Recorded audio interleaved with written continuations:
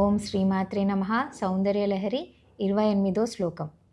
సుధామాప్యస్వాద్య ప్రతిభయరా మృత్యుహరిణీం విపత్యంతే విశ్వే విధి సమాఖ్యాది విశదః కరాళం యత్కల్లం కబలికలతా కాలకలనా న శంభోస్తం మూలం తవ జనని తాటంక మహిమా.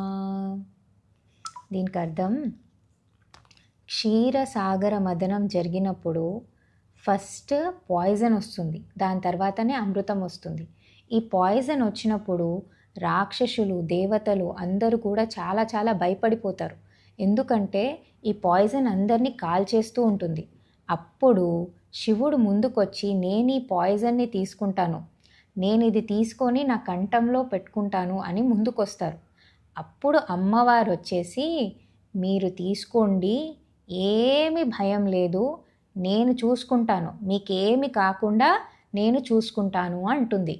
అంటే ఆ నమ్మకం, అంటే శివుడు ఆ నమ్మకంతో, అంటే అమ్మవారి పైన నమ్మకంతో ఆ పాయిజన్ని, ఆ హాలాహలాన్ని తీసుకుంటారు లోపలికి. అండ్ అమ్మవారు తన తాటంకాలతో, అంటే కమ్మలతో శివుణ్ణి రక్షించుకుంటుంది. అంటే ఆ పాయిజన్ లోపల తీసుకున్నా కూడా శివుడు ఏమి కాకుండా శివుడికి తను రక్షించుకుంటుంది.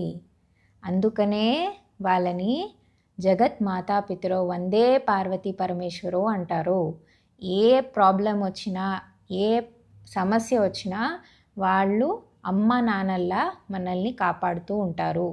ఈ శ్లోకానికి ఇది అర్థం. అలా అమ్మవారు అలా శివుణ్ణి అలా కాపాడుకుంది తన తాటంకాలతో అని దీని అర్థం. శ్రీమాత్రే నమః.